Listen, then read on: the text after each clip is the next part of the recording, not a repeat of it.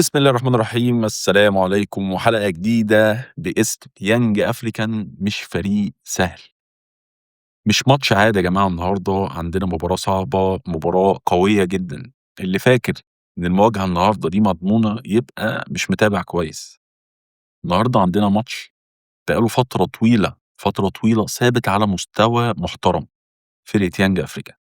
الفريق ده بقى له فترة طويلة يا جماعة ثابت على مستواه، يعني مستواه مش مذبذب. فريق منظم، فريق بيعرف يلعب على الأرض كويس جدًا، وفريق عنده شخصية جوّه الملعب. يعني أنت مش هتقابل فرقة بتدخل تقفل وتستنى أي هجمة، مش هتقابل فرقة بتخاف من اسم النادي الأهلي، لأ، دي فرقة عارفة تلعب كويس جوّه الملعب، عارفة تقفّل مساحات كويسة جدًا عليك، فرقة بقى لها فترة لعبت طبعًا نهائي كونفدرالية، فرقة بتعرف جوّه الملعب تخلّيك مخنوق وما تعرفش تطلّع كورة. دي فرقة بتدخل تلعب كورة وتدخل تنافس زي ما بنقول. خلّينا واضحين إن الماتش النهارده بتاع يانج أفريكان ده ماتش صعب جدًا. الأهم بقى في الموضوع ده، داخلين وهُم لسه طبعًا موضوع نهائي أفريقيا ده مدّيهم دفعة قوية جدًا، مدّيهم دفعة قوية جدًا، جدًا، جدًا. لاعبين نهائي أفريقيا، لاعبين كذا مباراة قوية جدًا في أفريقيا، مدّياهم دافع قوي جدًا إن هم ييجوا يلعبوا الماتشات الكبيرة دي وما عندهمش أي تذبذب أو أي اهتزاز. عادي هاقابل النادي الأهلي، هالعب كورة وهاعرف أطلع بالكورة وهاعرف أقفل عليك مساحات. متعوّد أصلًا يلعب تحت توتر عصبي، يعني عادي، يعني هو بتوتر عصبي، جماهير، مش عارف إيه، هيعرف يلعبك وهيعرف يطلّع كورة عليك، وفي ظِل إن أنت للأسف عندك ذبذبة في الفرقة بطريقة قوية جدًا. دي يعني خلّينا نقول إن دي حاجة تخوّف، يعني دي حاجة تخوّف إن أنت دلوقتي داخل مباراة فرقة ما بتخافش من الاسم، فرقة ما عندهاش بقى لها فترة كبيرة أوي مستواها ثابت. قوتهم الأساسية يا جماعة في السرعات، عندهم الأطراف عندهم سرعات غير طبيعية. بالتحوّل من الدفاع للهجوم عندهم سريع جدًا، جدًا، جدًا، جدًا فوق ما تتخيّل. فوق ما تتخيّل عندهم سرعات، هتعرف تطلع بالكورة وهتعرف تتحرّك غير طبيعية، غير طبيعية. أول ما بيقطعوا الكورة يا جماعة مش بيلفّوا ولا بيدوروا، تمريرة لقدّام يا جماعة، جري في المساحات وهجمة في ثانيتين، بتتحط لك هجمة في ثانيتين. خلّينا صُرحا إن هي فرقة بتعرف تطلع. الأجنحة عندهم سريعة جدًا، والظاهرين بيطلعوا كتير أوي، الظاهرين بيطلعوا كتير، واللعب دايمًا مباشر ومزعج. يعني أنت النهارده تخاف على الماتش ده. يعني ما بيحبوش الاستحواذ الطويل، بيحبّوا اللعب العمودي يا جماعة، بيحبّوا يوصلوا للجون بأسرع طريقة. وآخر نقطة عندهم الهجمات المرتدة. الهجمة المرتدة عندهم يا جماعة سلاح، وسلاح تقيل أوي، سلاح تقيل أوي. يعني عندك النهارده أنت لو تمريرة غلط في نُص الملعب، يعني اتأخرت لحظة في التغطية، مدافع طلع زيادة، هتلاقي الكورة في وشّك يا باشا جون شكرًا.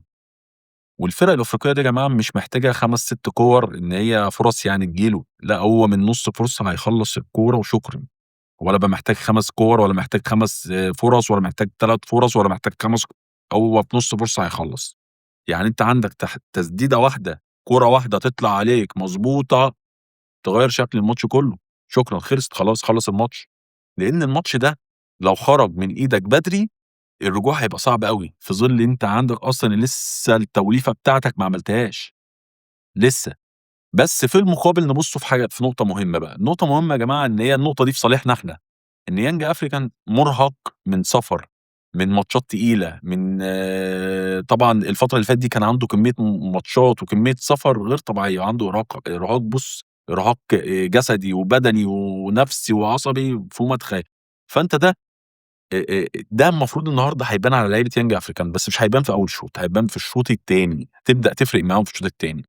الفرق الأفريقية دي يا جماعة أول نُص ساعة بتبقى قوية جدًا، لكن بعد الدقيقة 60 الإيقاع بينزل عندهم، وللأسف إحنا كمان بيُقع عندنا، التركيز بيقل عندهم والمساحات بتظهر. فإحنا المفروض نستغل دوّة. وهنا بقى الوقت ده إحنا بقى نستغله. لو لعبنا بإيقاع عالي من الأول، ولو ضغطنا من بدري، ولو خلّيناهم يجروا ورا الكورة كتير أوي، الفريق ده بدنيًا هيُقع، فأنت هتستغل دوّة.